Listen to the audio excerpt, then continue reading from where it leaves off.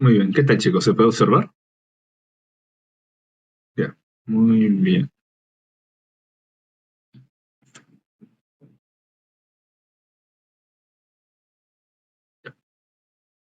muy bien. Creo que ahora sí ya se puede ver para todos. ¿Qué tal? Recording ¿Cómo in están? progress. Muy buenas noches a todos, queridos estudiantes. Es un placer para mí compartirles, dictarles la clase de hoy sobre lo que son los antihipertensivos y antianginosos. Esta familia de fármacos que van a actuar sobre estas patologías son medicamentos que ya lo han visto en otras ocasiones, y es que cuando hablamos de lo que es el sistema cardiovascular, los fármacos no están aislados y no es que sean específicos para cada patología, se comparten bastantes y tienen una utilidad múltiple que nos va a permitir de verdad como una oportunidad para lo que es repasar todo lo que son las diferentes patologías asociadas y medicamentos que se van a asociar en su resolución, ¿no? Eh, bueno, comenzando, primero vamos a hablar sobre lo que son los fármacos antihipertensivos. ¿Y qué cosa debemos saber? Bueno, primero este va a ser nuestro contenido de esta noche. Vamos a hablar un poco sobre lo que es la hipertensión, generalidades, solo para tener contexto, para saber, para ubicarnos un poquito, dónde actúan esos medicamentos y por supuesto estas familias importantes, que aquí ya lo estoy mencionando como un spoiler, un adelanto, que son los diuréticos, que seguro ya han escuchado en la anterior sesión, modificadores de la producción o acción de la angiotensina, que yo sé que más que uno ese nombre se les hace bastante familiar, lo que son los vasodilatadores, por ahí como que nos da una idea, ¿no? Vasos. Y lo que son la modificación del sistema nervioso simpático, como que nos vamos a algo más grande. Y bueno, vamos a hablar un poco de cada subgrupo. Bueno, primero hablaremos sobre la hipertensión. De manera sencilla, que es una enfermedad donde la elevada presión constante va a generar un daño en un órgano diana, ¿no? Normalmente la hipertensión tiene un efecto sistémico, pero va a afectar principalmente estos órganos: el corazón, los riñones, y lo que es el cerebro. De esta manera, las enfermedades más comunes que ustedes ya conocen: enfermedad coronaria, insuficiencia cardíaca, insuficiencia renal, ACV, todo esto está relacionado porque en términos sencillos, los vasos se ponen duros. Los vasos se ponen duros, no hay buena circulación. No hay buena circulación, o bien no lleva buena oxigenación, o bien se genera lo que es justamente la formación de placas que va a impedir el paso de la sangre, ¿no? Y aquí tenemos los problemas más comunes. Ahora, de manera sencilla, tenemos tipos, son dos: la primaria y la secundaria. De manera sencilla, primaria, no hay una causa específica, es poligenética, así que simplemente uno está ya más asociado con lo que es lo que lleva de familia o ya por su propia cuenta, ¿no? En cambio, secundaria, hay alguien específico, alguien que lo provoca. O sea, tú resuelves el problema, se resuelve la hipertensión. Por ejemplo, medicamentos, o sea, tú quitas el medicamento, se acabó el problema. Arteriopatías, resuelves ese problema arterial, se acabó el problema. Cambio primaria, no. Diagnóstico, simplemente, como ya saben, historia clínica y un buen examen físico, ¿no? ¿Quién nos dice el examen físico? Una presión sistólica mayor a 140, mayor a 90. Y bueno, ¿dónde actúan estos medicamentos? Primero, recordemos esto: fisiología básica. ¿Cómo se regula la presión arterial? Es la suma de lo que es la resistencia vascular periférica y el gasto cardíaco. Mejor dicho, cómo es la situación de nuestros vasos y la fuerza con la que trabaja nuestro corazón. Las dos cosas nos va a dar lo que es la presión arterial. Y entonces, estos son los sitios que se van a encargar de controlar eso. Por ejemplo, recordemos el corazón, ¿no? El gasto cardíaco, este nombre, lo que son las vénulas y las arteriolas, porque obviamente ellos son los que transportan la sangre y están resistencia, ¿no? Y lo que son los riñones. ¿Por qué? Porque manejan el volumen. Mayor volumen, menor volumen sanguíneo también va a influir en lo que es la resistencia, por tanto la presión. Y bueno, estas son las medidas que se van a manejar. Y eso es muy importante para hablar de los medicamentos que estamos hablando. La presión arterial se va a manejar en tres formas: a corto, mediano y largo plazo. Y de eso también los medicamentos van a influenciar, porque dependiendo en qué mecanismo va a actuar, eso también nos va a convenir para qué momento, para qué situación o para qué tiempo queremos que los medicamentos hagan ese efecto, ¿no? Ahí ya le digo, por ejemplo, corto plazo para los receptores, ¿no? Tono simpático. Largo plazo ya lo que es el volumen corporal, ¿no? Por ejemplo, ahí los diuréticos actúan bastante bien. Ahora, entonces, nuestra clasificación va a ir por ese lado: clasificar por el sitio de regulación. Primero, hablemos de los diuréticos, ¿no? Luego tendremos lo que son los modificadores de la producción o acción de la angiotensina, es decir, van a actuar en el sistema renina, angiotensina, aldosterona. Lo que son los vasodilatadores, es decir, nos van a distender los vasos y lo que son los modificadores del sistema nervioso simpático, ¿no? Y como ustedes saben, ya conocemos lo que es el tono simpático, parasimpático, que es el que uno predispone a la lucha, el otro al descanso, y justamente eso también se va a relacionar con estos medicamentos. Entonces, aquellos medicamentos que van a incrementar la tasa de flujo urinario y la excreción del sodio, porque bien sabemos que si disminuimos el volumen sanguíneo, disminuye la presión, entonces, estos van a ser principalmente, ¿no? Los diuréticos y los modificadores de la producción de acción o de la angiotensina. ¿Por qué? Porque van a estimular la orina, pérdida de agua, disminución de la presión.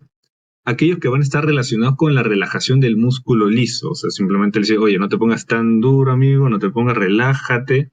Ya, estos van a ser principalmente los que actúan sobre la angiotensina, los vasodilatadores, obviamente el nombre, y por supuesto, los modificadores del sistema nervioso simpático y los que actúan directamente sobre la función cardíaca. Le dicen al corazón, oye, cálmate, bájale tu ritmo, bájale tu esfuerzo, que son estos modificadores del sistema nervioso simpático.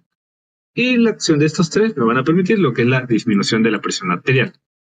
Ahora hablaremos propiamente de los diuréticos, que como acá lo dice, lo que queremos de ellos es que aumenten el flujo de orina e induzcan esto a través de la pérdida de sodio, porque como saben, por osmosis, ¿no? O sea, el agua va a seguir al sodio. Entonces, si yo boto más sodio, boto más agua. Y como acá lo dice, tiene una utilidad para múltiples patologías, pero acá lo que más nos importa es la hipertensión. Y bueno, tenemos a los tracídicos, que son los más comunes. Ahora, acá vamos a mencionar algo. Esto ya lo hemos hablado en lo que es la insuficiencia cardíaca en la anterior ponencia, así que no se preocupen, no lo voy a llenar de datos otra vez porque ustedes ya tienen bien la teoría, pero sí vamos a hacer un leve repaso de cómo esto se relaciona con la hipertensión, ¿ya? Así que tranquilo, no se preocupen. Origen, bien lo saben, bien su antecina, y los fármacos como ustedes bien conocen, ¿no? Siempre son los que terminan en tiacida u ona, ¿no? Por ejemplo, la clorotiacida, hidroclorotiacida, clortalidona, y ya. Ahora, el mecanismo de acción, como bien saben, este va a actuar sobre lo que es, exacto, sobre la unidad del riñón. ¿Pero qué parte en particular? Principalmente en lo que es en los túbulos contorneados distales. Aquí tenemos al riñoncito, aquí tenemos al cloro, acá el sodio, acá pasando bacán en lo que es la luz de los vasos, y acá tenemos sus transportadores, ¿no? Entonces ellos ingresan y mediante justamente un transporte, esto va a permitir que se reabsorban, porque obviamente nosotros excretamos bastante sodio en los glomérulos, pero imagínense si botáramos todo el sodio, nos morimos deshidratados. Entonces obviamente el cuerpo es inteligente y dice, oye, no, hasta cierto punto yo debo recuperar mi sodio. Entonces justamente los túbulos contorneados proximales van a absorber una pequeña suma, pequeña, pero importante cantidad de sodio. Entonces, aquí es lo que tenemos, ¿no?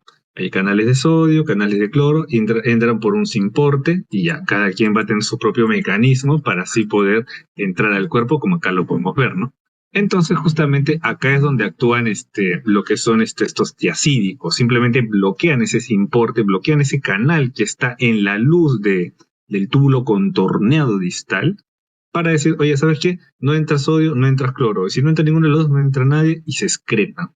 Ahora uno dirá, oye, pero César, ¿no sería mejor el túbulo contorneado proximal, que es la que absorbe más sodio? No, no, no, porque créame, ese pequeño bloqueo, ese pequeño porcentaje que se bloquea de sodio es más que suficiente para bajarte la presión, porque créeme que si fuera el túbulo contorneado proximal, que seguro ya les habrán comentado, si se bloqueara esto, literal, le da un patatús al paciente. ¿Por qué? Porque es el principal eh, eh, estructura que reabsorbe el sodio, por lo tanto reabsorbe una gran cantidad.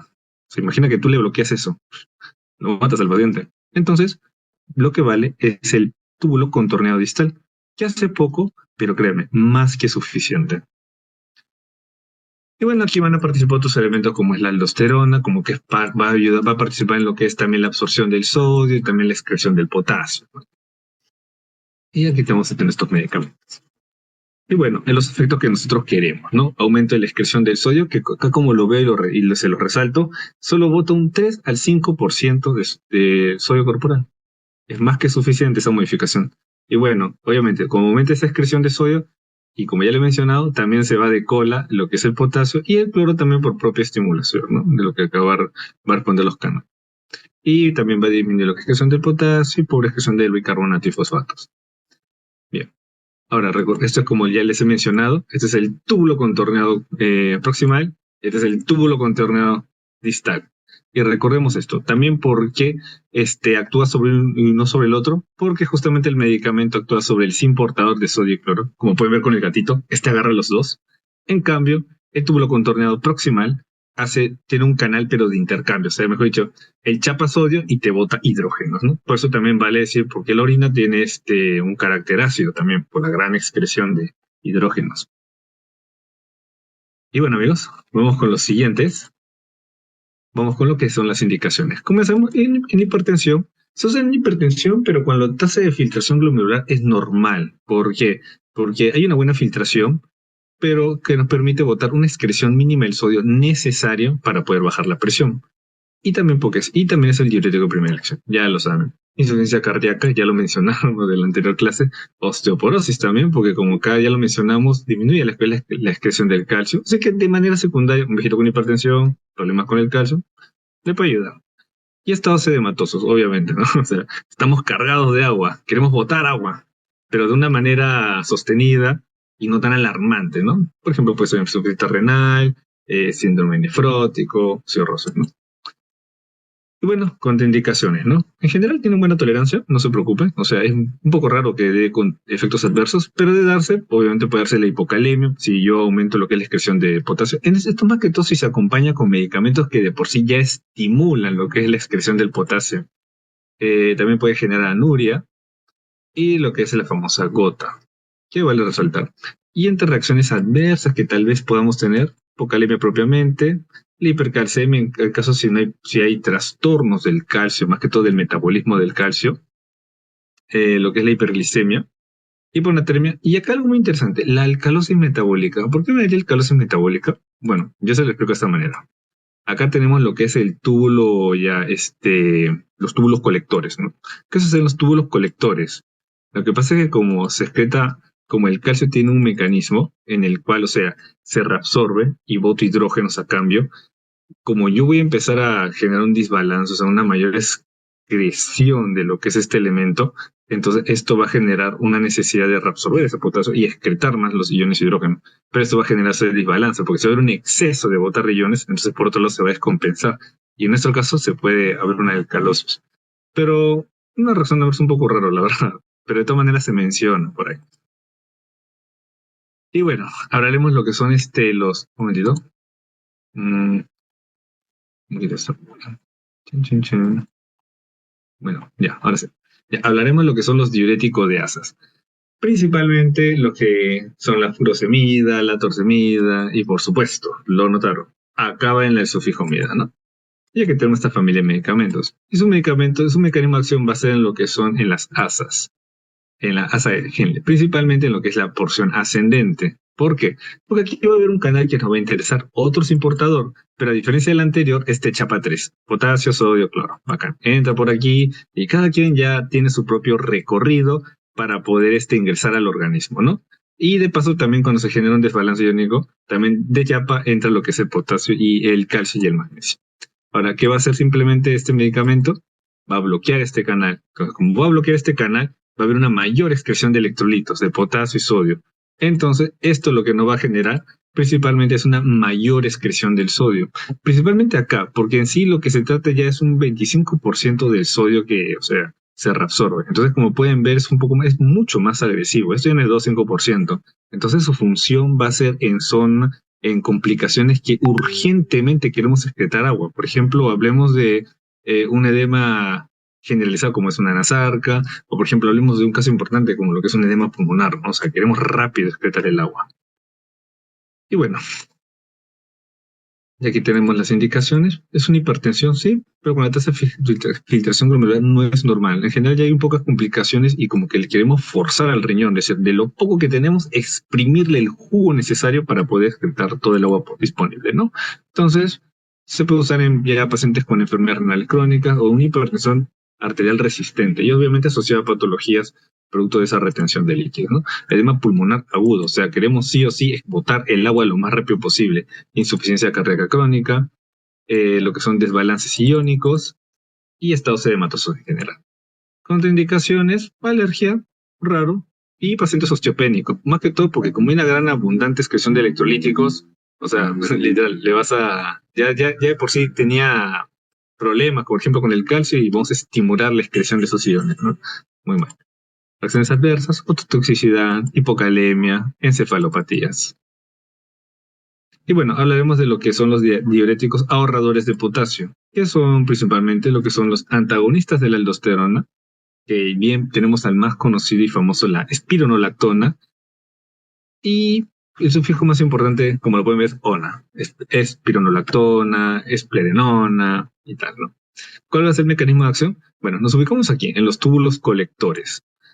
Aquí tenemos a nuestra célula. Acá, como podemos ver, la que va a ser la aldosterona, que como bien sabe es lipofílica, esta hormona, va a ingresar directamente a la célula y va a tener su propio receptor, ¿no? Su receptor metabólico que lo va a chapar, lo va a llevar al núcleo y dice, bacán ya. Y esto va a permitir lo que va a ser la traducción de lo que son los canales para poder permitir lo que va a permitir lo que es justamente la absorción y descripción de lo que son potasio, sodio, y este va a ser el mecanismo de acción, ¿no? Como podemos ver, acá tenemos la luz intestinal, se bota potasio, ingresa sodio y así es como se genera este equilibrio, ¿no? Entonces, ¿qué va a hacer esta hormona? Simplemente va a competir, va a ser un antagonista de esta hormona y simplemente va a bloquear ese receptor y decir, ¿sabes qué? No, yo pongo este receptor, te bloqueo y la aldosterona, por más que quiera entrar, simplemente no va a generar un cambio, no va a entrar al núcleo, no va a generar una traducción de canales. Y como no va a haber una traducción de canales, va a impedir lo que es la síntesis de, en este caso, canales de sodio, por lo cual, de manera secundaria, va a haber lo que es va a haber lo que es una excreción pequeña de sodio, pero que va a tener una utilidad, ¿no? Acá tenemos una mayor excreción de sodio, de acá de simplemente el 2%, incluso va menos que los diuréticos, pero acá la clave más que todo es para concentrarnos en lo que es la excreción del potasio, ¿no?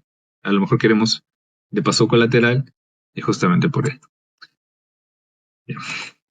Ahora, indicaciones, hipertensión, pero usualmente es como un supor, ¿no? Como ven, no bota tanto sodio, es más que todo con patologías asociadas, así que a veces se puede combinar con diuréticos, ¿no? Entonces como que va bien. Para reducir la pérdida de calcio o hipertensión resistente por hiperaldosteronismo, que también puede pasar. La cirrosis, que se ha demostrado también que la cirrosis tiene una buena relación con la aldosterona y por eso también tiene una indicación, no es que sea el tratamiento así estrella, digamos como un coadyuvante, ¿no? Y es el ovario poliquístico, que también se ha demostrado que la espironolactona principalmente tiene un efecto beneficioso en estas enfermedades, pero digo, de manera secundaria, ¿no? Porque solamente, por ejemplo, acá lo más importante sería el tratamiento hormonal y estados edematosos como buen diurético.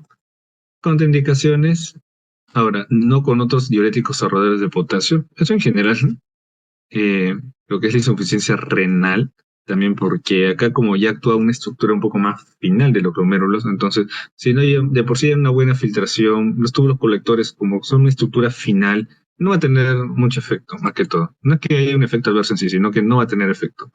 Hipercalemia preexistente, úlceras pépticas, y lo que son reacciones adversas, ¿no? Podemos tener hipercalemia porque nos está ahorrando el potasio, hipercalcemia, puede generar ginecomastia, eso también se ha demostrado. Es algo raro, pero puede pasar. Amenorrea en el caso de las mujeres. Y también lo que es arritmia, porque obviamente, recordemos que si yo estoy concentrando una gran cantidad de potasio, el tema del potasio es muy delicado cuando hablamos del sistema cardíaco porque puede generar graves problemas. En este caso hablemos de la hipercalemia, ¿no? Y así es. Y bueno, vamos con los modificadores de la producción o acción de la angiotensina, teniendo a la cabeza a lo que son las famosas IECAS, o a los que se les conoce como inhibidor de la enzima convertidora de angiotensina. Y bueno, los fármacos principalmente son enalapril, captopril, creo que son nombres que le hemos escuchado hasta el cansancio en consultorios, en la familia, todos tenemos un familiar con hipertensión que seguro ha estado consumiendo este medicamento. Y bueno, el sufijo más resaltante pasa a la PRE, ¿no? Su mecanismo de acción es el siguiente. Como ya saben, tenemos el angiotensinógeno, aquí está, ¿no? Y acá vamos a tener lo que es nuestro glomérulo. Y lo que más nos importa es esta arteriola. Como saben, el glomérulo va a tener dos arteriolas, una aferente y una eferente. La aferente es la que va a llevar sangre al glomérulo y la eferente es la que bota el glomérulo, ¿no? ¿Qué sucede acá? Que en la aferente va a haber una síntesis. Van a haber una síntesis de unas células que se van a encargar de lo que es la síntesis de renina. Esto se llama las células yuxtaglomerulares, que van a permitir que el angiotensinógeno fabricado por el hígado sea roto, no sea convertido, lo que es la angiotensina tipo 1, que de momento tampoco no tiene ninguna utilidad, pero cuando llega a la ECA, la enzima convertidora en angiotensina, va a chapar a la angiotensina 1 y la va a convertir en angiotensina 2. Puse el pulmón porque hay una muy buena cantidad de células que tienen a esta enzima, pero no es la única. Hay otras estructuras del cuerpo, principalmente donde estén ricamente vascularizados, que van a permitir esta síntesis. Bueno, la angiotensina 2 se va a unir a sus propios receptores. En este caso, el AT1R, que va a ser su principal receptor. Y esto nos va a generar efectos. ¿Qué efectos? Como va a actuar sobre el músculo liso, principalmente va a hacer lo que es la vasoconstricción, pero también va a tener otros efectos ya demostrados a largo plazo, como son ya la fibrosis, estrés oxidativo, hipertrofia cardíaca. ¿Por qué? Porque principalmente estimula lo que es la retención de líquido, mantiene la vasoconstricción. Entonces, más que todo, funciona bien en estado de estrés, ¿no? Entonces, cuando esto se desequilibra o es muy crónico, fibrosis, estrés oxidativo, hipertrofia cardíaca. Entonces, obviamente, un fármaco que actúa en contra de esto de la corriente va a tener esos efectos contrarios beneficiosos. Y bueno, acá tenemos nuestra famosa IECA. ¿Qué va a hacer la IECA? La va a bloquear a la IECA, va a decir, sal para acá, tú no entras, y solo se va a quedar angiotensina 1, nunca va a evolucionar. Y bueno, estos son los efectos. Efectos farmacológicos más importantes: relajación muscular lisa, que va a disminuir lo que es la resistencia vascular periférica, disminuir la secreción de aldosterona del daño de parte colateral, que va a disminuir la retención de sodio y agua, disminuir la secreción de la hormona vasopresina, que obviamente va a disminuir su acción. En este caso, más que todo, es quitarle los canales de agua a las nefronas, por tanto, si yo le quito, o sea, va a facilitar. Lo que va a leer, o sea, disminuye la purina, va a haber menos reabsorción de agua. Eso es lo que quiere decir. Y aumente la secreción de bradiquinina, que va a aumentar lo que es la vasodilatación. Y también de manera colateral, lo que es también detener lo que es la remodelación del tejido. Esto va a tener un efecto más que todo a largo plazo. Entonces, ¿qué efectos va a tener esto? Obviamente, va a disminuir la presión arterial de ley. Hay menos retención de iones, los vasos están más relajados, no se está absorbiendo agua. Entonces, este va a ser el primer efecto beneficioso, ¿no?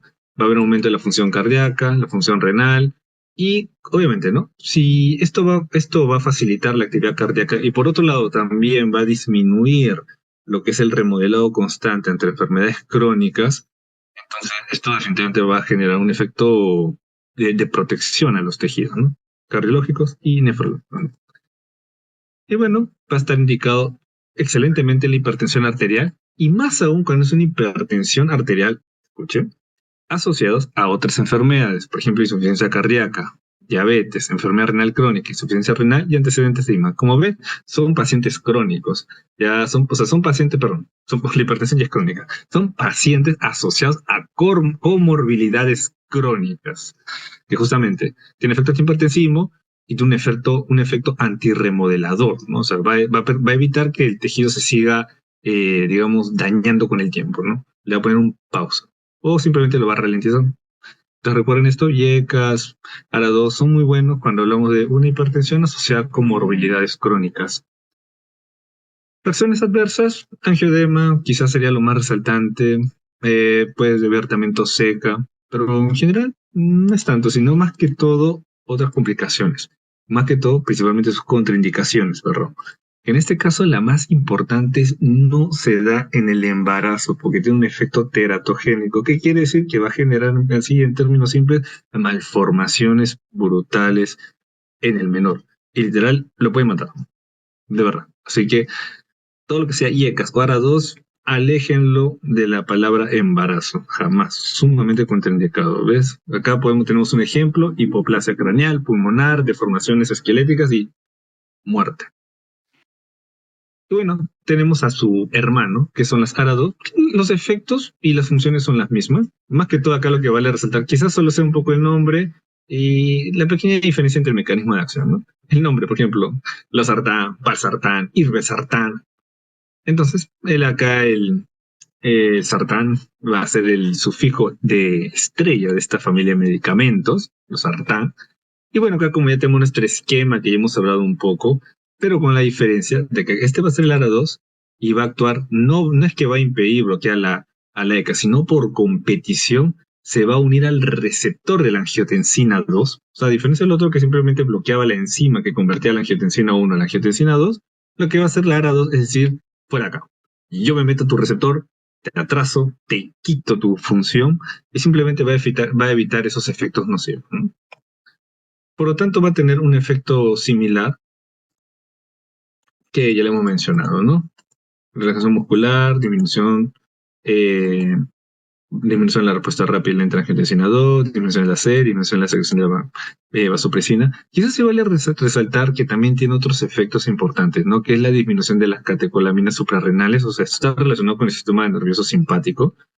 Sería, digamos, una de las cosas que lo diferencia, pero cuando hablamos de efectos es casi lo mismo. Y también, o sea, obviamente, si disminuye las catecolaminas, también va a estar relacionado con la disminución de la neurotransmisión noradrenérgica, el tono simpático, ¿no? Pero los efectos van a ser en esencia los mismos. Y por tanto, las razones adversas para la contraindicación va a ser la principal, ¿no? Que es el embarazo. De todo esto, yo quiero que rescaten esto. ARAS y ECA no se suman del embarazo. Se usan para hipertensión asociada a comorbilidades crónicas y el mecanismo de acción, ¿no? Obviamente, uno actúa por competición, el otro por antagonismo. Y bueno, esto hay que tener cuidado, ¿no? Difícil que pase, pero si por algún motivo pasa, no sé, un descuido, no le preguntan al paciente qué consumía antes y le mezclan con otro medicamento, estas son las graves complicaciones que le pueden generar. Hipercalemia, insuficiencia renal aguda, angioedema e incluso un infarto. Irónicamente, ¿no? Porque es lo que más quiere proteger cardioprotección, pero sí puede generar infarto. No tanto directamente, sino por las consecuencias en sí que se está mencionando, ¿no? Angioedema, insuficiencia renal. Y bueno, indicaciones, ya que están, ¿no? Y contraindicaciones, que es lo que yo quiero que recuerden, no en el embarazo.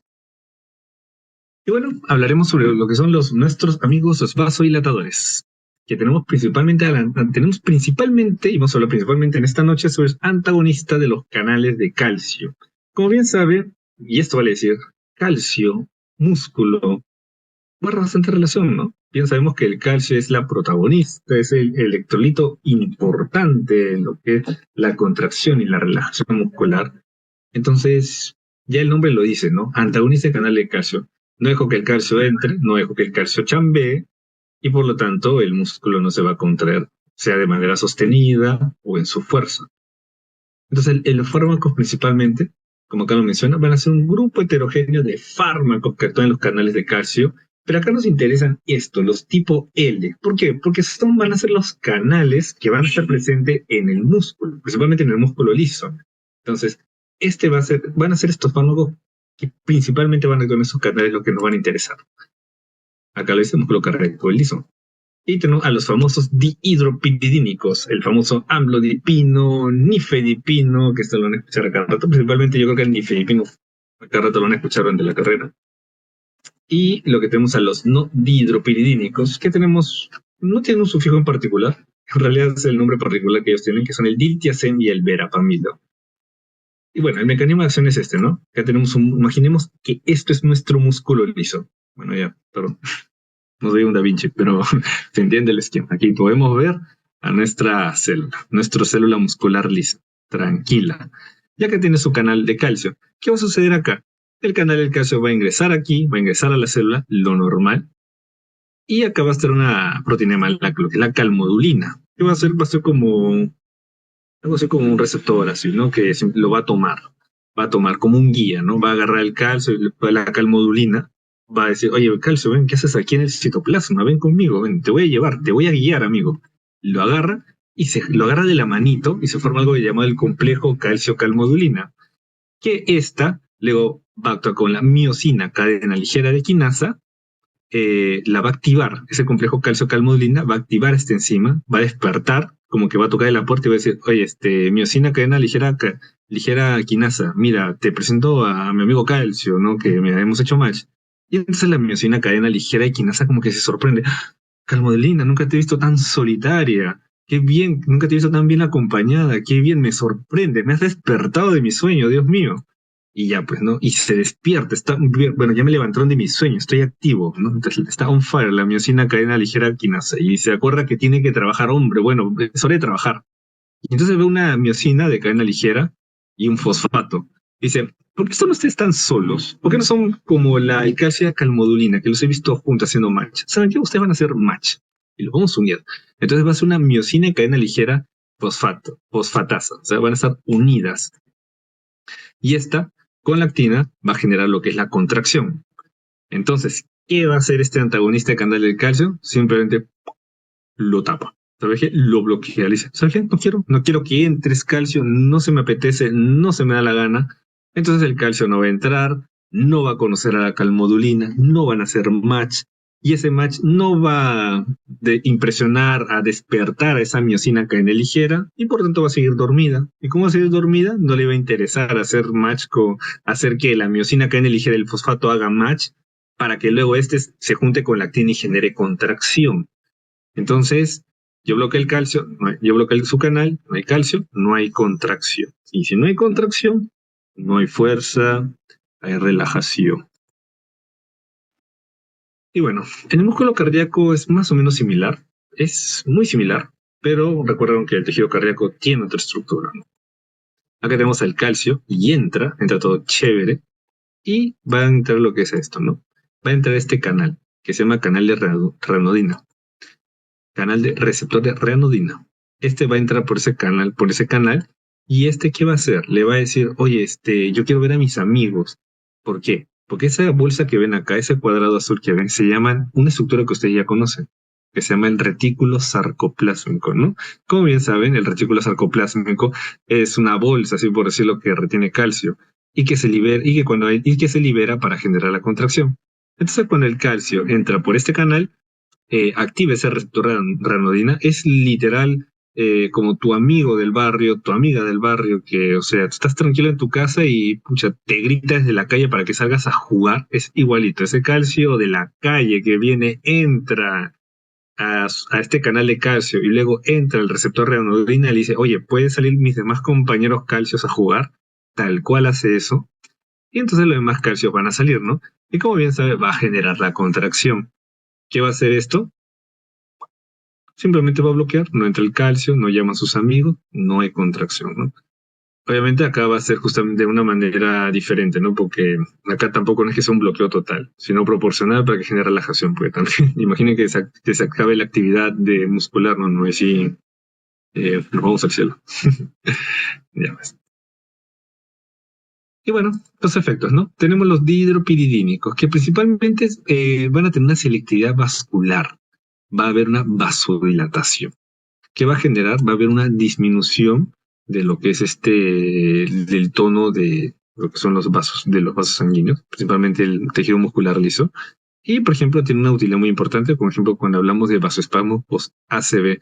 Por ejemplo, ahí está con ACV, un ACV, ¿no? Y a veces se puede manejar, controlar el ACV, pero recuerden que, o sea, el vasito está un poquito resentido, está un poquito irritable. Entonces yo le doy esto como para decirle, cálmate, no hagas vasoespasmo, porque si no se nos muere el pacientito. Y lo que es los no dihidropididínicos, que va a tener una preferencia sobre el tejido cardíaco. Ahora, no es que estas dos familias estén aisladas, o sea, sí van a tener influencia sobre tanto el corazón como los vasos sanguíneos, pero hablemos sea de mayor preferencia, mayor peso, ¿no? Y por lo tanto mayor conveniencia a la hora del tratamiento. Entonces, los no dihidropiridínicos, tenemos al tejido cardíaco, que va a generar estos efectos, ¿no? Si va a hacer que el corazón se relaje, se calme, le diga, oye, tranquilo, hermano, no te estreses, va a hacer que disminuya la poscarga, va a hacer que disminuya la contracción, la frecuencia cardíaca, y obviamente antirrítmico, ¿no? O sea, pensarlo así, ¿no? Si el corazón en la ritmo está como loco ahí, cabalgando, así corriendo como si fuera una maratón, acá se va a calmar, se va a tener su calma y tensión arterial. Y bueno, indicaciones. De manera general, vale aclarar esto. De manera general, los dos pueden ser buenos para la hipertensión, ¿no?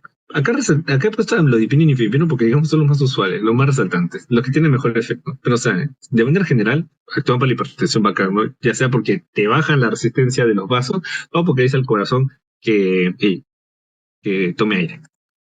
Angina estable, relajemos. ¿Por qué? Porque actúa sobre los vasos sanguíneos y sobre lo que es el corazón, ¿no? Entonces le va a decir, entonces normalmente ya les voy a hablar un poquito sobre lo que es la angina, me lo voy a guardar, pero solo puedo decir, ¿no? Que si justamente estoy diciendo al sistema cardiovascular que descanse, que que no haya un desbalance entre lo que es el oxígeno y el trabajo, entonces va perfectamente indicado para acá.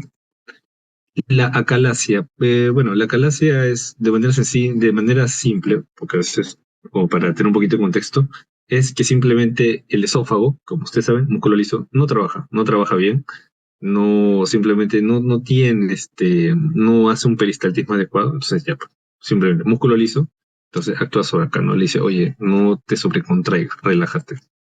Y enfermedad esofágica difusa, que es cuando tu esófago no hace un peristaltismo adecuado, sino por el contrario, hace todo un desorden. Así es como tu primo, tu amigo, que es pésimo bailando en las fiestas, que hace cualquier cosa menos bailar, ya igualito, o sea, es lo mismo, o sea, el esófago no se contrae armoniosamente, ¿no? Entonces, estos medicamentos le dicen, oye, relájate, músculo liso, no hagas una chanfaina.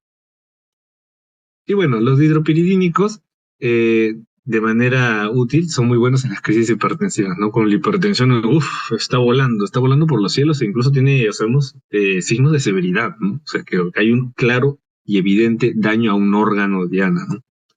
Fenómeno Raynaud, que como saben, el fenómeno Raynaud es un problema vascular periférico, vascular, hidropiridínicos.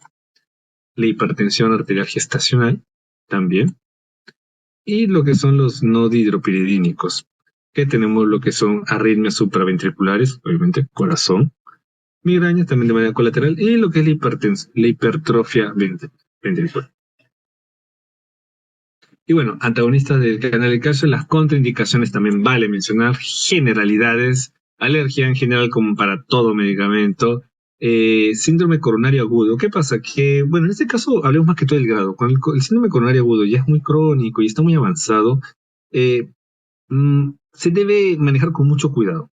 ¿Por qué? Porque cuando estamos en un estado en el cual el corazón ya no está chambeando tan bien, o sea, rescatarlo es un poco más complicado, o incluso el cuadro es muy severo y repentino, entonces darle un medicamento que le baje la actividad cardíaca, o sea, en esas situaciones, puede hacer que el corazón, por el contrario, en vez de relajarlo, lo mandes más para el lado de ya simplemente no trabajar y pum, se nos hace una ima y no, ya ven, adiós. Hay que tener cuidado. Los dihidropiridínicos, hay que tener cuidado con lo que son las miocardiopatías hipertróficas obstructivas y lo que son las estenosis valvulares, ¿no? Y en los no dihidropiridínicos, en lo que son los bloqueos auriculoventriculares, bradicardia y beta bloqueadores. Principalmente, ya, a ver, centrarnos en lo que son los no dihidropiridínicos, como simplemente no estamos en un estado en el cual el corazón no está trabajando tan bien, darle un efecto antiestimulante puede llevarlo más por un lado negativo, que en este caso sería ya no trabajar, que positivo, ¿no? Que descanse y pueda trabajar bien a futuro.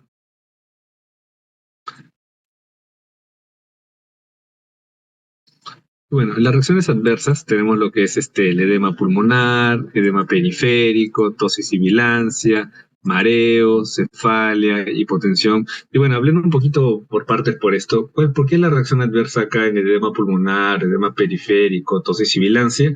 Porque como son vasodilatadores, es decir, relaja el vaso, entonces esto se distiende. Y como se distiende, obviamente, ¿qué va a haber?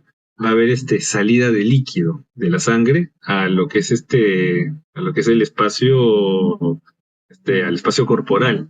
Entonces, ¿quiénes serán afectados? Por ejemplo, el edema pulmonar, edema periférico, en caso de tos y sibilancia, pues esto más que todo por consecuencia del edema pulmonar. Y lo que tenemos también lo que es el mareo, ¿no? Porque obviamente si baja la presión, si baja la presión, sanguínea y puede haber un efecto adverso inicial, ¿no? Que es una sensación de mareo, también lo que es la cefalia y, bueno, la hipotensión, propiamente. También pueden haber otras cosas como bloqueos, por ejemplo, bloqueos, isquemias, bradicardia, ¿no? Esto más que todo asociado porque el corazón se relajó tanto así, por decirlo, de ya está en una condición en la cual ya no estaba trabajando tan bien que se empeora. Modificadores del sistema nervioso simpático. Como el nombre lo dice, va a actuar sobre el sistema nervioso parasimpático. ¿Qué sabemos del sistema nervioso simpático? Como bien recuerdo, es un sistema que nos prepara para la lucha, nos prepara para la pelea. Entonces, es algo que simplemente o sea, es un sistema que va a estimular al cuerpo, no digamos, por decirlo así, acelerarlo, prepararlo para la lucha. Por lo tanto, ¿qué implica? Estrés. Estrés que se traduce en taquicardia, o sea, mayor gasto cardíaco, vasopresión y todo eso, ¿no? Principalmente sobre lo que es la actividad cardíaca, porque le voy a decir, oye, corazón, trabaja, queremos que esté a full. porque necesitamos distribuir bastante oxígeno, bastante nutrientes para que el cuerpo esté así on fire. Entonces, tenemos aquí la fisiología, para recorrer un poquito.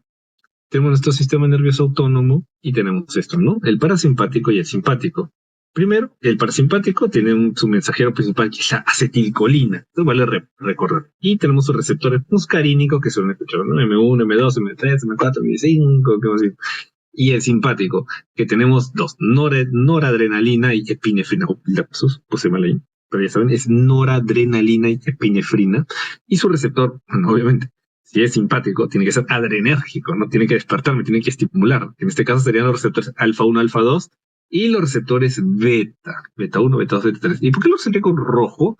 Porque estos son donde van a actuar nuestros medicamentos y es donde queremos que actúe, porque son los que principalmente van a desarrollar un efecto, ya sea positivo o negativo, en el corazón y de acuerdo a la patología que queremos tratar. Porque como bien sabes, ya hay bloqueadores receptores de adrenérgicos beta, porque también existen fármacos llamados beta-adrenérgicos, ¿no? Que son estimuladores o simpático-miméticos. Y bueno, acá tenemos nuestra médula. Tiene nuestra bonita médula. Y acá tenemos estas neuronas, ¿no? Recuerden que, o sea, siempre van a, no es que de frente estén las neuronas que van a comunicar el sistema nervioso simpático con el sistema nervioso central, ¿no? Sino que hay como unas comunicadoras, unas intermediarias, ¿no? Y estas se van a comunicar bacán, todas van a liberar acetilcolina. Eso vale decir la neurona presináptica, o sea parasimpático o simpático, todas van a hablar con el mismo idioma, van a hablar con acetilcolina, porque recordemos esto, los mensajeros son lenguaje, es la lengua de cada neurona. Parasimpático, su lenguaje es la yo te hablo en acetilcolina, en cambio simpático dice, yo hablo solo en epinefrina o noradrenalina. Pero sus compañeras, que son las neuronas presinápticas, todas por igual hablan en acetilcolina. La diferencia varía en el tipo de sistema nervioso autónomo, que en este caso ya lo que sería la posneurona, en este caso el parasimpático, tiene receptor nicotínico y habla y se comunica con acetilcolina. Y sus células dianas van a hablar con lo que es el receptor muscarínico. Y ahí la diferencia, pueden ver, ¿no? Ahí está el músculo liso y el músculo cardíaco, y ellos solo hablan con el sistema nervioso parasimpático con los receptores muscarínicos. En cambio, acá tenemos al sistema nervioso simpático, que es la cadena simpática que ya bien conocemos, la cual aquí van a estar lo que son las posneuronas, ¿no? Que ellas más bien también van a tener su receptor nicotínico para poder entender a su célula preganglionar, todo chévere, pero ellas van a hablar con lo que es con el idioma noradrenalina. Y con ese idioma se van a entender con las células musculares, las cuales la van a entender con los que son los receptores adrenérgicos, que aquí es donde van a estar los receptores beta. Entonces, haciendo un repasito, ¿no? ¿Dónde está? No sé cómo poner esto, pero ya está bien. Pero les explico así, ¿no? Entonces, el sistema nervioso simpático tiene tiene esto, ¿no? Así por decirlo, una preneurona y una posneurona. Todas las preneuronas se comunican con lo que es hablan en acetilcolina, y sus hermanas que le siguen van a comunicarse con ellas con el receptor nicotínico. Pero estas posneuronas, cuando quieran hablar con el tejido, ahí ya va a variar, ¿no? Si es parasimpático, van a hablar en acetilcolina y esas células la van a entender con receptor muscarínico. Pero si es adrenérgico, va a hablar en el idioma noradrenalina y estas la van a entender con sus receptores adrenérgicos. Y la acción va a ser esta, ¿no? Músculo miocárdico, músculo liso, células glandulares, terminaciones nerviosas y más, ¿no? Y bueno, una mención honorífica tenemos a las células suprarrenales, a las glándulas suprarrenales, que van a tener receptor nicotínico, y estas, por su lado, van a liberar lo que es la epinefrina, la noradrenalina o adrenalina, que esta va a actuar sí, pero no va a actuar así por terminaciones nerviosas, sino con hormonas. ¿Qué va a hacer, o sea, en los vasos sanguíneos, ¿no? Y todo chévere. Y bueno, tenemos la clasificación que vale mencionar. Primero tenemos los selectivos y los no selectivos.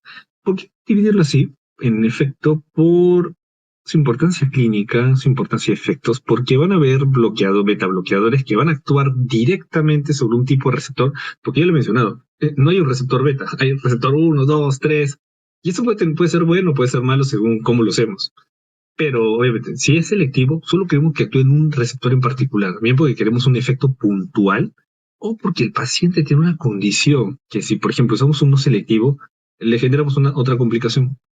Y acá tenemos a los no selectivos que van a actuar en todos los receptores, en uno o más receptores beta, ¿no? Entonces, eso vale mencionar. Selectivos tenemos al propanolol, atenolol, metoprolol. A los no selectivos tenemos al timolol, nadolol. Y bueno, el sufijo como puede ser olol o lol, pero ya se lo saben, ¿no? Y bueno, esto van a ser los receptores importantes. En realidad, más que todo importa el beta uno y el beta 2 les digo, ¿ah? En realidad les digo el beta uno y el beta 2. El beta 3 no va tanto por ahí, les digo, ¿ah? La verdad. Así que más vamos a hablar sobre estos dos. Bueno, el beta uno tenemos lo que es el corazón, que justamente la acción en contra que inhiba al receptor beta 1, el efecto que vamos a tener es disminución de la actividad cardíaca, que va a ser lo que vamos a querer de bloquear este receptor, va a ser disminuir la frecuencia cardíaca, contractilidad, gasto cardíaco, conducción auriculoventricular y remodelación. ¿Y qué va a ser ese efecto a largo plazo? Efecto antiisquémico y efecto antiarrítmico. En cambio, por parte del riñón, vamos a tener lo que es la disminución de la liberación de la renina, que eso también directamente y en conjunto con lo que es la disminución de la actividad cardíaca, ese efecto antihipertensivo que buscamos. Por el beta 2 tiene otros efectos secundarios que van a generar otros efectos en el músculo liso, y por eso acá vale la pena mencionar cuando usamos selectivos o no selectivos. Por ejemplo, acá puede generar lo que es un efecto si bien vasoconstrictivo, también broncoconstrictivo. Entonces, a veces, bien, genial, les tratamos la presión, pero si es un paciente asmático, lo voy a ahogar y lo voy a matar. Entonces, por ejemplo, ahí sí conviene conocer, ¿no? Bien al paciente y en el tipo de medicamento. Y también lo que también está relacionado a los receptores beta 2 con lo que es la presión intraocular. Y de hecho hay fármacos que actúan selectivamente para esto, ¿no? Que es la disminuir la producción del humor acuoso y por lo tanto bajarle lo que es la presión arterial, ¿no? O intraocular, perdón. Y bueno, el beta 3 está relacionado con lo que es el metabolismo del tejido adiposo. No está muy relacionado, no tiene un efecto relevante y por eso, más que todo, acá es una mención de que existe, pero de que es el protagonista, algo no. Y bueno, vamos con el mecanismo de acción. Uy, no toque, quiero quitar esto. Ya, ahora sí. Ya les había mencionado eso, ¿no? Cómo se comunica la neurona adrenérgica, ¿no? Que habla en noradrenalina y le entienden con los receptores adrenérgicos. Y el mecanismo va a ser por un antagonismo competitivo. Y acá le menciono un poco la leyenda para que se vayan anotando en su... de todas maneras, creo que sí lean también el PPT completo, no me acuerdo. Ojalá, para que así tome nota, porque sé que a veces me alcanza un poco el tiempo para tomar en cuenta, para tomar nota de todo esto. Estas van a ser las moléculas que van a trabajar con nosotros. Y bien, este es nuestro escenario. Tenemos una célula cardíaca. ¿Qué sucede? Esto va a ser justamente la noradrenalina, ¿no? Que va a entrar al receptor adrenérgico. Y esto lo va a estimular. Y este estímulo va a generarse como una especie de imán, así, de estímulo, para que se conecte el complejo de proteína G. ¿Esto qué va a hacer? Va a estimular a la subunidad alfa. ¿Qué va a hacer? Que va a permitir que la guanosindifosfato que está ahí se fosforilice. Y esto va a generar que la GDP se cambie por un GTP. ¿Y qué va a suceder esto? Que este GTP va a agarrar a la subunidad alfa, y la va a desprender y ellas así como parejas así, corriendo las dos puntas, se van a unir a la adenilil ciclasa. ¿Y qué va a hacer esto una vez que se une? Va a permitir que esta subunidad ya desprendida agarre el ATP y la formen adenosín monofosfato cíclico. Y como bien saben, el adenosín monofosfato cíclico es así un señalizador así a diferentes estructuras del corazón, pero que de las células en general. Pero lo que queremos de este mensajero es que actúe la fosfoquinasa, que ahorita está inactiva, y pum, la activa, ¿no? Y esta va a estimular diferentes estructuras. En este caso va a estimular lo que son los canales de calcio, que son los tipos lentos, como ya saben, ya vale mencionar, y va a permitir el ingreso masivo de calcio. Y ese ingreso masivo de calcio va a actuar sobre los receptores de reanodina, que va a permitir justamente, ¿no? Hay también la fosfoquinasa, obviamente propia, va a actuar también sobre el receptor de reanodina que está en los retículos sarcoplásmicos y va a permitir que la liberación masiva de todo el calcio acumulado. Y por lo tanto, todo ese calcio va a generar lo que es la contracción del corazón. Entonces, ¿qué va a hacer justamente el beta bloqueador? Simplemente por antagonismo competitivo, ¡bum! Bloquea el canal, no entra las hormonas, no entran los mensajeros y por lo tanto nunca va a haber una activación del canal de calcio, nunca va a haber la liberación del calcio al retículo sarcoplásmico y por lo tanto nunca va a haber contracción. Y el corazón va a estar tranquilito, ¿no? O sea, así que por más que haya estímulo adrenérgico, ese beta bloqueador va a decir, chapa tu combi, guarda, guarda, no va a pasar nada. Y bueno, tenemos las indicaciones, principalmente lo que es la hipertensión, la angina estable, la IMA, como bien estamos en estado, es una principalmente la hipertensión, ya sabemos, ¿no? Disminuye la actividad cardíaca, el baja el gasto cardíaco, de la angina estable, también ya lo vamos a hablar propiamente.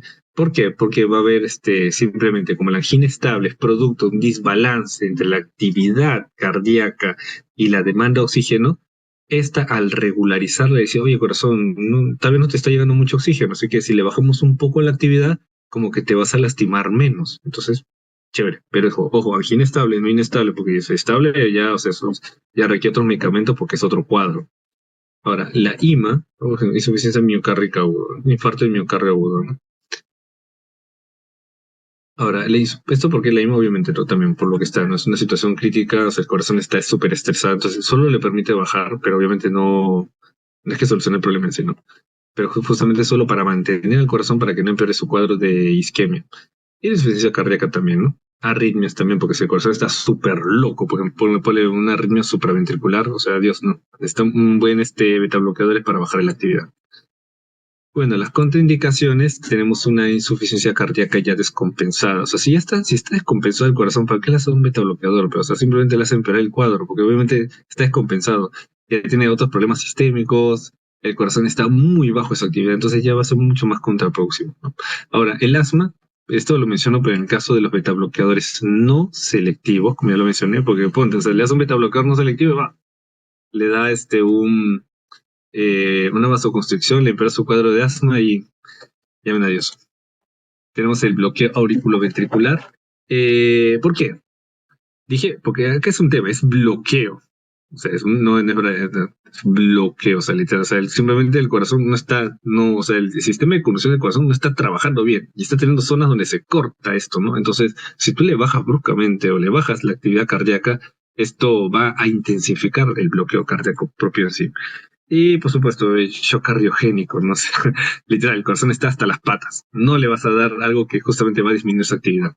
Reacciones adversas, claro, puede haber bradicardia, le baje la actividad cardíaca, hipotensión, bueno, disminuir el líbido también. Y el sistema nervioso central, como obviamente actúa a nivel del sistema nervioso simpático, o sea, a nivel del sistema nervioso. Entonces, a nivel del sistema nervioso central también puede haber un efecto colateral, ¿no? Fatiga, letargo, insomnio. Y bueno, eh, recordando un poquito, ¿no? Con respecto a los bloqueadores de receptores adrenérgicos beta, no suspender bruscamente. Esto es muy importante porque estos medicamentos, como digo, actúan en dos cosas importantes. En el sistema nervioso simpático, o sea, estamos hablando de un sistema nervioso, o sea, estamos hablando de una estructura, de un sistema así grande, y encima del corazón, que o sea, es un órgano muy importante.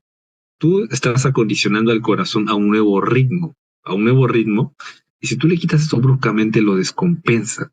Si tú lo descompensas, lo puedes matar literalmente, o sea, de verdad. Así que no se suspende bruscamente. Entonces tú dices, oye, pero este medicamento no le hace bien, o el efecto no es tan bueno, le genera más malestares. Ya, se le baja la dosis.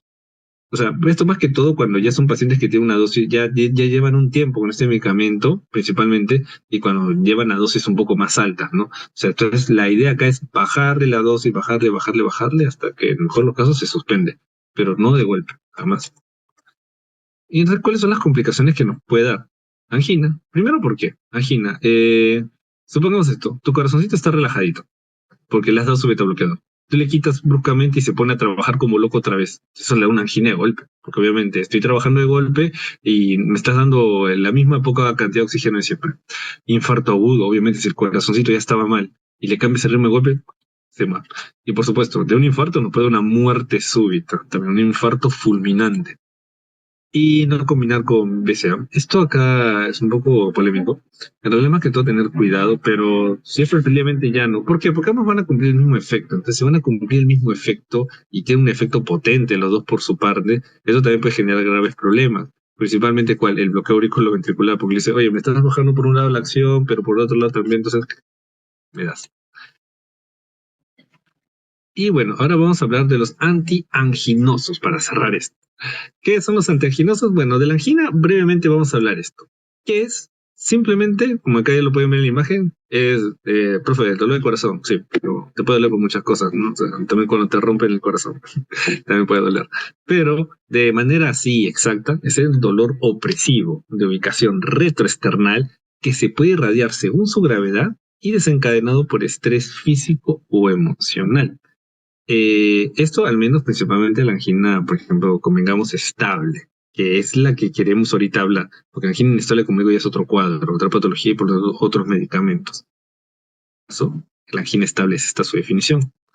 O sea, mejor dicho, en términos sencillos, tú sobreexiges a tu corazón, en especial a un corazón que no está en óptimas condiciones, y eso va a generar desbalance. Y ese desbalance va a hacer que el corazón pida auxilio. Pero como el corazón no habla, el corazón usa otras formas, y en este caso es el dolor. Entonces, ¿cómo se origina? Un desequilibrio, una balanza. ¿Qué sucede? Hay un desbalance entre la oferta de oxígeno y usualmente la etiología principal es la placa ateromatosa, así que así hablemos, no sé, de un estudiante de medicina que come todos los viernes y sábados su salchipapa. Ajá, ajá, lo sé, lo veo. Me veo también. Así que cuidadito, una placa ateromatosa. Y bueno, ¿qué sucede? Una oferta de oxígeno va a disminución del flujo coronario, principalmente la arteriosclerosis. Simple, hay una placa, no fluye tanta sangre, no hay buena oferta de oxígeno. Y también disminución de la diástole también. ¿Qué sucede? Supongamos un corazón que está con una taquicardia latiendo como loco. ¿Qué sucede? Que recordemos que la diástole es cuando el corazón se irriga mejor. Entonces, si tú le das una sobreexigencia al corazón o el corazón está sobreexigido, no va a poder relajarse. Y si no se relaja bien, no se va a oxigenar bien y entonces también angina. Y lo que es un aumento de la demanda de oxígeno, ¿no? Lo que es la tensión parietal, que hablemos, un aumento más que todo del tejido cardíaco, aumento de la frecuencia cardíaca, aumento de la contractibilidad o aumento de la presión arterial. Son condiciones que en pocas palabras le exigen al corazón que trabaje más. Y como trabaja más, va a necesitar una mayor demanda de oxígeno. Y eso también va a estar asociado con este desbalance. Y esto va a generar una isquemia tisular del corazón. Y esto va a decir al corazón, ayúdame. Pero obviamente, como les digo, el corazón no habla. Entonces, simplemente te habla con dolor. Y bueno, ay, no, ¿qué pasó acá? Un momentito, ya. Ahora sí, ¿qué son los antianginosos? Bueno, simplemente los antianginosos son lo que nunca pudo hacer tu ex. Ajá. Tu chica o tu chico que nunca puede hacer. Que no sabe resolver. Los antiaginosos sí resuelven. ¿Qué resuelven? Este desbalance, amigos. De lo que estaba mal, ahora está bien.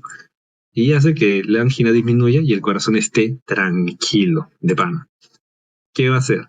Esto va a permitir dos cosas. Bien, aumentar la oferta de oxígeno, esto porque va a inhibir el vasoespasmo coronario, o sea, va a hacer que el corazón que está un poquito contraído, así, o que está así muy oclusivo, se distienda un poco, en este caso la vasodilatación. Al contrario, estimule la diástole, mejor dicho, decirle al corazón, hey, corazón, relájate, estás corriendo, descansa un poco. Y que en ese descanso, esa diástole que se oxigene. Es literal como cuando ves a tu amigo, a tu amiga ansiosa y tú le das un cachetadón así para que le diga, oye, relájate y respira conmigo, igualito. Que se respire para que sí se oxigene bien, tal cual. Y lo que es disminuir la demanda de oxígeno, que es disminuir la contractibilidad, disminuir la frecuencia cardíaca y disminuir la precarga y la poscarga, ¿no? Esto para que el corazón no se exija tanto. Y esto, principalmente, tenemos a tres medicamentos. Tenemos varios, pero los tres más importantes, lo que yo quiero que se lleven son estos: los nitratos, los antagonistas de canal de calcio y los antagonistas beta. Ahora, de los antagonistas de canal de calcio y beta no vamos a hablar porque ya los hemos mencionado en los antihipertensivos. El mecanismo es igual, las indicaciones también. En tal caso, solo vale decir, recordar que tanto los antagonistas canal de calcio como antagonistas beta, bueno, el primero va a actuar sobre lo que es el tejido muscular liso, principalmente, lo cual va a bajar la resistencia vascular periférica, por lo tanto, o sea, va a bajar lo que es la exigencia del corazón por ese lado, y los antagonistas beta que directamente van a actuar sobre el corazón, que le van a decir, oye, corazón, no quiero que trabajes, quiero que te calmes, ¿no? Entonces ya, bacán. Todos esos dos van a justamente a resolver ese desbalance de esa manera, ¿no? Cada quien por su lado. Y encima con el efecto beneficioso de trabajar en otras patologías. Y los nitratos, vamos acá a darles espacio, porque estos van a actuar específicamente en esta patología. Son los primeros en usar, pero como ya lo mencioné, no son los únicos. Tenemos otros medicamentos. Entonces, los nitratos, como que son donadores formadores de óxido nítrico. Ese óxido nítrico que nosotros queremos, que nos va a producir, va a ser lo que va a generar ese efecto, ¿no? La vasodilatación.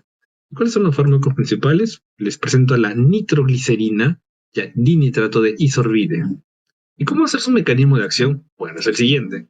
Entra el óxido nítrico, entra directo, así, como así, conchudamente, frescamente, sin pedir permiso a la célula muscular lisa. Y bueno, va a suceder este efecto, ¿no? Tenemos la nitroglicerina, ¿no? Que con la glutatión transferasa va a convertirse en nitratos y nitritos, ¿no? Y esto va a generar, ¿no? Con esta enzima, que se llama aldehído deshidrogenasa 2 mitocondrial, lo va a fracturar y va a sacar lo que es el óxido nítrico, que también es otra forma, ¿no? Bien ya sea porque por el medicamento o bien de manera natural. Pero lo que queremos es que el óxido nítrico se concentre dentro. ¿Y esto qué va a generar? Va a generar que el óxido nítrico va a generar que la guanilil ciclasa que está inactiva se active, ¿no? Y tenemos una guanilil ciclasa activa. Y esto que va a permitir que el GTP intracelular se transforme en un guanosil monofosfato cíclico, el cual también va a ser un desencadenador de señales que va a permitir principalmente eso, ¿no? Que la miosina de cadena ligera fosforilada, se rompa y tengamos solo la miosina de cadena ligera, la cual está, o sea, no va a evitar que se una con la actina y esto obviamente va a evitar que una la contracción. Es como les mencionaba con el casi parecido al beta, a los bloqueadores de canal de calcio. Lo que queríamos al final era que la miosina de cadena ligera se fosfolerice para que así se conozca con actina, pero en este caso, o sea, va a ser al revés, ¿no? Simplemente directamente, o sea, va a romper esa relación, ese pacto, ese convenio, ese contrato entre el fósforo y la miosina de cadena ligera, y entonces va a evitar que sea una colactina. Es, tómalo algo así como, no sé, algo así como, eh, digamos que la miosina de cadena ligera está, digamos que, o sea, está bien, digamos, súper arreglada, ¿no? Súper arreglada. Le has pedido a tus amigos que le den buenas referencias a esa persona que tú quieres conocer, ¿no? Que es la actina, ¿no? Para que siga, ay, qué chévere, qué bacán esto, ¿no? Sí lo quiero conocer, quiero hacer un match. Pero digamos que la nitroglicerina, el óxido nítrico va a ser esa persona malagüera, rajona, que lo va a desprestigiar, ¿no? Le va a quitar ese fosfato que le hacía encantador, porque no sé, va a escupir su veneno, le va a arruinar su traje, y simplemente lo va a dejar de una miosina de cadena ligera fosforilada súper chévere, a una simplemente miosina de cadena ligera simplona, sin nada. Y a la actina no le va a ser atractivo, le va a decir, ¿sabes qué? Oye, no me interesa. Entonces no va a haber unión. Y si no hay unión, no va a haber contracción. Y entonces eso va a generar ese efecto relajador que queremos. ¿Esto qué va a generar? Va a generar una vasodilatación, que de primera línea, que va a disminuir la precarga, que esto va a hacer que simplemente haya una menor exigencia del corazón, disminución de la presión arterial, y también puede haber lo que es el alivio del espasmo de las arterias coronarias vasodilatadoras, ¿no? Ahora, ¿debemos considerar algo? Sí hay cosas que valen considerar. Puede generarse una taquicardia refleja, esto porque como tiene un efecto rápido, es un efecto a corto plazo, entonces esto puede ser como el corazón, uy, como cuando estás con un bache así, ¡bum! Y como que te despiertan, o sea, y como que lo pone más pilas al corazón, ¿no? Pero obviamente luego se calma, ¿no? Pero es un efecto que puede suceder, ¿no? Puede haber una hipotensión ortostática por justamente no el efecto rápido que genera, no estás como que se baja la presión de golpe y estás como un mareito así que uno le da. Taquifilaxia. ¿Qué es la taquifilaxia? Simplemente en pocas palabras como este gato. Que dice, no pasa nada. ¿Por qué? Porque, bueno, como los nitratos, recordemos algo, es una acción más sintomática. No es una por propio de su acción, no es una acción a corto plazo. No es una acción prolongada ni que resuelva una patología propia en sí, ¿no? No como que sí, no como sí lo pueden hacer otros medicamentos, o que tiene una acción mucho más sostenida y efectiva. Que hablemos, por ejemplo, de los beta bloqueadores, los calcioantagonistas. Esto es más como una acción rápida, no sé, el paciente está literal, viene a tu consulta, me duele demasiado el pecho, doctor, me estoy ayuda, ayuda. Y tú obviamente confirmas que es una angina estable, ¿no? No inestable, es estable. Y dices, ya toma esto y como que lo relaja, ¿no? Le calma el síntoma, pero obviamente ya tú como profesional debes discernir, decir qué es lo que hay de fondo y ya ver qué otros medicamentos acompañarle para que así ya tenga un manejo sostenido, ¿no? Y así ya. Y así no solo resuelves el síntoma, sino la patología de fondo. Y bueno, esa sería la bibliografía utilizada. Y eso sería todo por mi parte, queridos compañeros. Espero no se hayan dormido. Pero, ¿qué tal? Cuéntenme. ¿Alguna duda? ¿Algo que quisieran saber? A ver, los voy a leer. Voy a leer. Perdón, chicos, un toque es que, no sé, discúlpenme. Yo estoy más acostumbrado a Google Meet, la verdad. Así que entonces como que me cuesta un poco. A ver, vamos a buscar. Ah,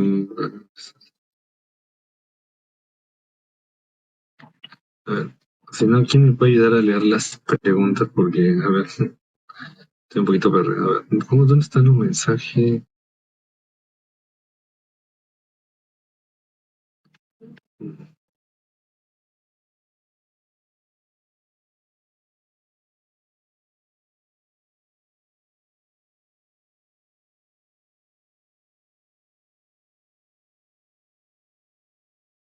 A ver, no sé cómo se hace esto. Espera, dejé la. A ver, porque doy el canal. A ver, no sé cómo subir esto. A ver, te cuento. A ver, estoy un poco boomer, amigos, lo siento.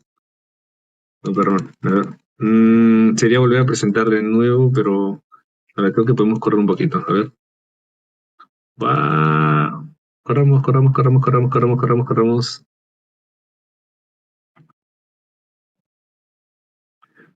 Otra vez estamos en bloqueadores de retraso enérgico beta.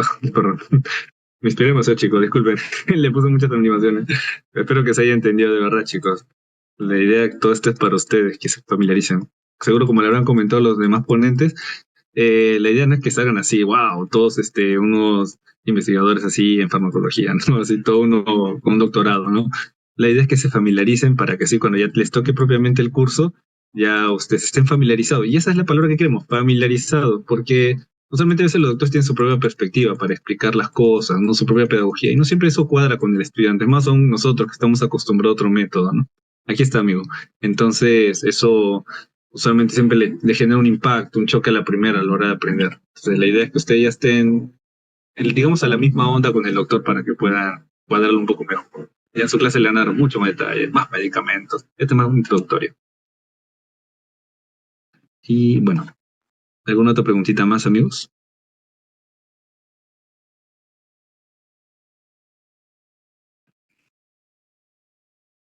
Ya que el propanolol es un beta bloqueador no selectivo, o sea, tanto en el beta 1 como con el beta 2, ¿no? Entonces, por eso hay que tener un poquito de cuidado, ¿no? Más que todo porque el efecto adverso que puede generar los receptores beta 2, los bronquios, sí, yo, ¿no?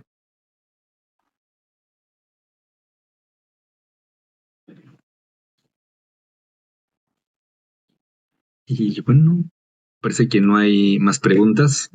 Bueno, muchas gracias, amigo. Cualquier cosa pueden escribirlos aquí supongo que debe haber un canal acá de preguntas que le pueden hacer a los organizadores. Normal, les pueden dar esas preguntas, cualquier cosa, y hacérnoslo llegar y con gusto le podemos enviar las respuestas. Eh, Saben que dentro de todo acá, como les digo, lo que queremos es que ustedes se familiaricen con todos estos medicamentos y no estén renegando cuando estén llevando su curso de fármaco, que un poco pesadito, pero créanme, es bastante hermoso. Y cuando ya tienen la base, van a estar súper joya. Y créanme, los demás cursos como media interna van a estar re bien así, no van a estar renegando. Y bueno, chicos, esto sería todo de momento. Cualquier cosa estaré atento. Y nada, muchísimas gracias por escucharme. Tengan un buen día. Recording stopped.